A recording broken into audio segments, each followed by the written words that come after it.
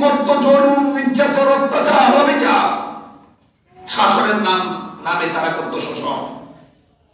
শাসনের নাম দিয়ে কি করতেন? শোষণ। বলেন, শোষণ।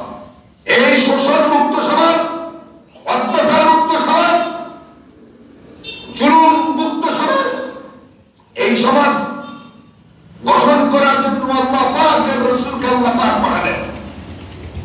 আর রাসূল বক্তব্য পরিকর হলেন যে আল্লাহ পাকের কোরআন দিয়ে এই জুলুম, নির্যাতন, অত্যাচারকে আমি কবর দিব। কি দিব? কবর দিব। আল্লাহ পাক কোরআন কারীমে বলছেন, জি আয়াতটা ভুলে গেলাম।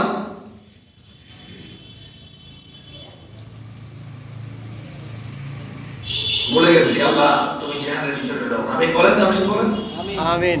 হ্যাঁ, আয়াতটা ভুলে গেলাম।